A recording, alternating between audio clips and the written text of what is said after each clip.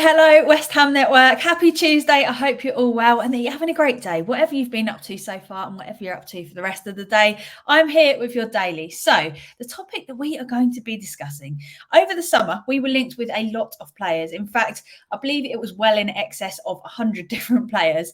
Inevitably, when we played Villa, Ollie Watkins, he found the back of the net, and it's one of those players that we've been linked with in the past and we failed to sign, which made me think, how many of the players that we have wanted to sign have actually turned out to be successful players wherever they've ended up when they didn't come to West Ham? So I'm going to be taking a look today at some of the signings that we've been linked with recently, as in last summer, and that we failed to get, as well as how they're currently doing and where they've ended up.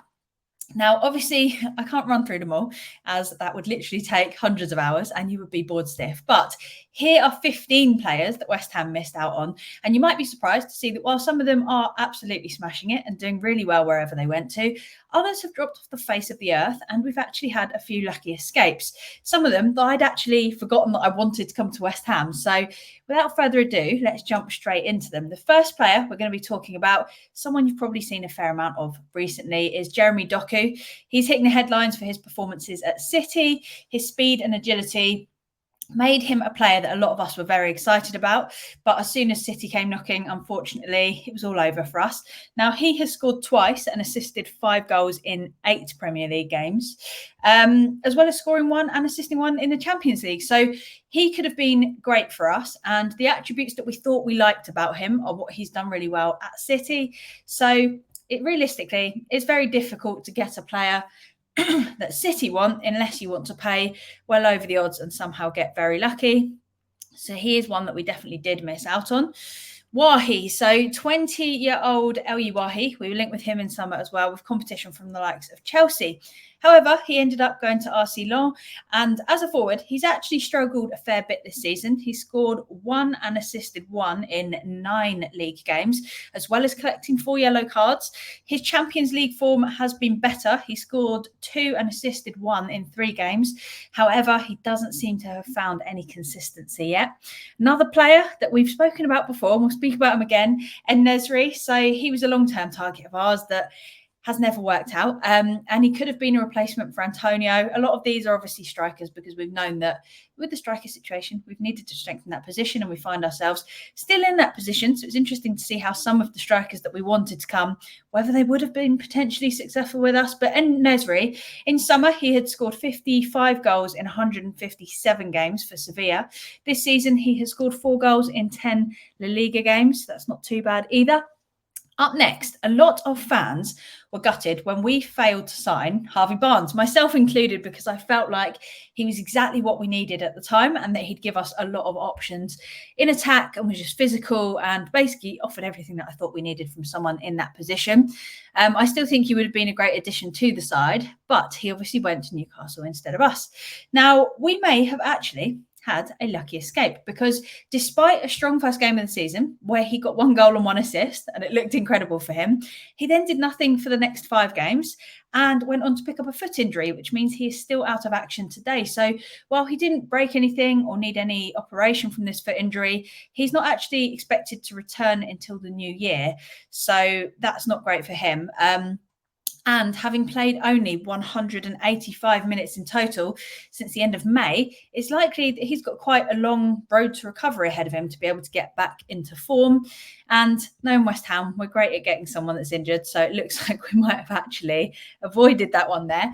Then McTominay and Harry Maguire. So I asked everyone on Twitter back in July a whole list, basically, of potential Rice replacements or defensive midfielders. And McTominay was actually most people's last choice of midfielder from a long list of options that I gave people. And we apparently made a combined bid of £60 million for the pair of McTominay and Maguire from United. As we've seen, McTominay is currently performing very well.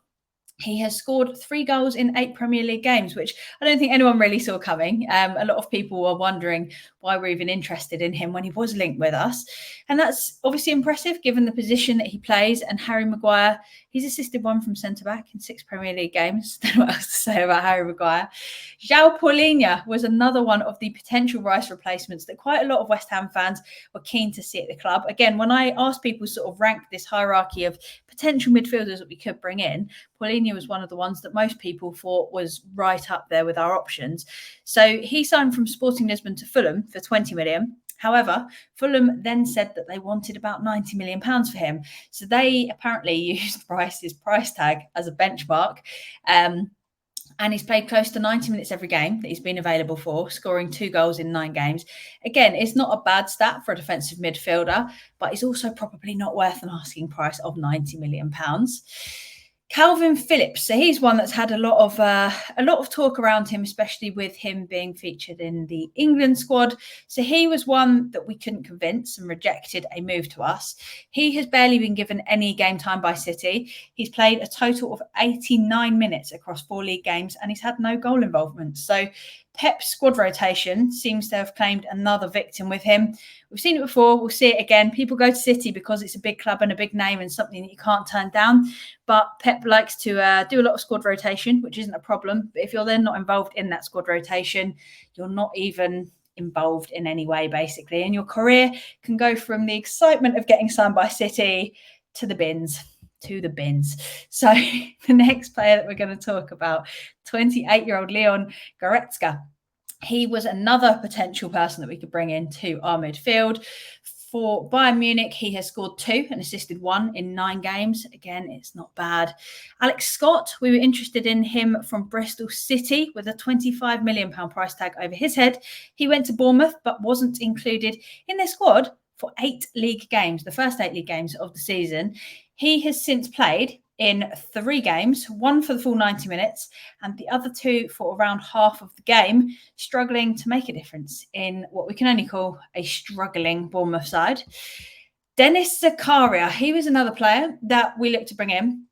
We believed that he was pretty injury prone, but he was one that people did like due to the defensive side of his game. He had a price tag of around £17 million, which was being spoken about at the time, and he joined Monaco. Now, they are sitting 3rd in the league table, and Zakaria has secured himself as a key member in their starting 11 with 1 goal in 9 games, and he also has faced a yellow card suspension. So that's how he's getting on over there.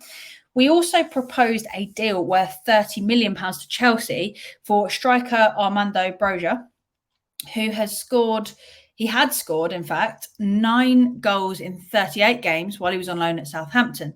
So that was what we were looking at when we wanted to bring him in.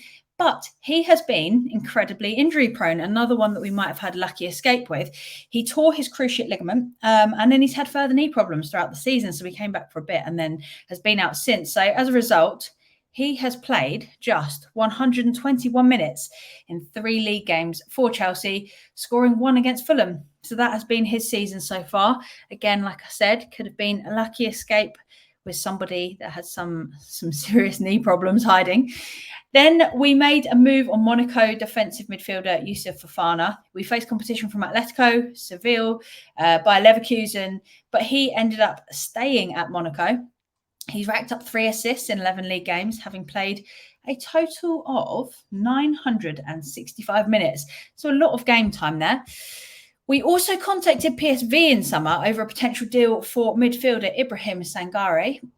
He had a release clause of £32 million, and that was believed what was going to be required was exactly 32 mil to kind of get him over the line.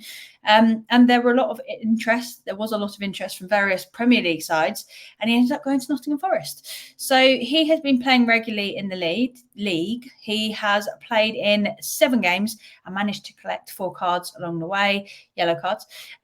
But his best performance has been in the Champions League qualifiers in his time at PSV Eindhoven, where he scored 2 goals in 4 games. So he hasn't found it particularly easy in the Premier League. Some would say that he has struggled. Now, one that I am still very excited about, one that I was excited about at the time, but I wasn't sure if he was going to be able to keep up this form. And it turns out he's blooming amazing. So we were said to have reached out at the very end of the summer transfer window to sign Feyenoord striker Santiago Giménez. Now, this is one where interest remains. So it's good to hear that we are still pursuing this. Hopefully we've got a Stighton on the case, but Spurs and Fulham are also keen to sign him, and you'll see what I mean in a second. But based on his stats, I would be surprised if many more clubs of very, very, very high calibers are not also after him very soon. So back in summer, he was announced as the young player with the second most goals in the top 6 leagues, behind only Haaland, which obviously suggests he's quite good. My question mark was over whether he just had a great season or whether he was able to continue that. Turns out he could continue that, because looking at his stats so far this season, simply put, he's been great. He has scored 13 goals in 11 games, and he has assisted 3, all in the league. And he's also scored 2 goals in 1 Champions League appearance. So don't even know what to say about that. That's incredible stats. And it's safe to say that his price tag is going to have gone through the roof. The transfer market value of him, it must be out of date, because it's currently set at £34 million as of October. But I think that this is likely to be very, very outdated by now. He's only 22, and I definitely think this is one we have to go after in January. Even if someone else beats us to it, we just need to give it everything that we've got. But his contract with Feyenoord also runs until June 2027, which is likely to boost his market value significantly. And finally, the Man City youngster that we almost signed, and we almost all had a breakdown over as well when we then didn't, Carlos Borges. So he got very close to coming to West Ham in the summer. We reportedly had a deal at around £14 million for the talented Portuguese, I believe, attacker. But it dragged on, and then Ajax came in. They hijacked our deal. It was very sad at the time. He's a versatile winger, but it looks as though we may not have actually missed out on too much, because he has just 1 goal involvement in 8 games. And I think what hurt most with that one was that at the time, that was the one deal that we it'd been reported that it was basically done. It was over the line. We were just waiting for the official announcement pretty much. And the worrying bit was we also had essentially no other transfer activity that we could rely on or that was anywhere close at the time. And then Ajax just swooped in and took him. And at the time, I remember feeling like we didn't have anything left for our whole transfer window, and that we were back to square one when other clubs had been making significant moves. It all turned out okay in the end, didn't it? We made some big, good signings ultimately. But at that point, it was scary times as a West Ham fan. So there we have it. The big question is, how many of these players do you still wish that we had signed? And do you think we should approach any of them in January? So for me, Santiago Giménez, he's the one that I think would have made a massive difference for us this season. If you watch him play, he creates opportunities from pretty much nowhere. And I think that's obviously the kind of striker that any club would want, but also at West Ham that we definitely need. And yeah, either way, even if we're fighting off some really serious competition to sign him, I just want us to go in and give it everything.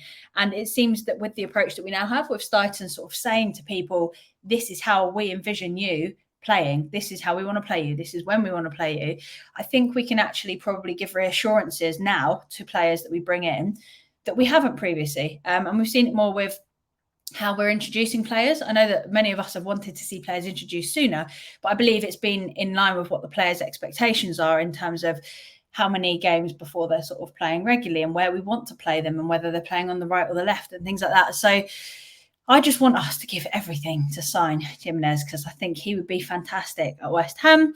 But yeah, so let me know, first of all, how many of them you wish we'd signed. Secondly, should we approach any of them in January and who? And also, if there are any others that you think that we should have signed, that obviously I've not included everyone in this list of people, or that we had lucky escapes with, let us know what you think in the comments, because there are so many people that we are linked with. And it's very easy, I've noticed myself doing it, people we've been linked with, you then see them perform at another team and you're like, oh, we've missed out. But there are also quite a few that I've really wanted, I've backed, I've been like, that is the player that will make the difference for West Ham. And they go somewhere else and they don't do anything. So it turns out I'm not probably going to be a football scout, but you know, what can we do? Anyway, our shows are also available as podcasts now. So if you prefer to listen than watch, you don't have to see our faces. It's win-win, really. You can enjoy all of that. And if you're looking to treat yourself, why not become a member of West Ham Network so you can enjoy exclusive content, amazing prize draws, and much, much more. As always, thank you so much for watching. Have a brilliant day wherever you are, whatever you're up to. I know we've got a good audience from all over the world now, which is really, really exciting. So whether it's daytime, like it is here right now, whether it's nighttime, whether it's summer or winter, enjoy yourselves. And until next time, come on, you irons.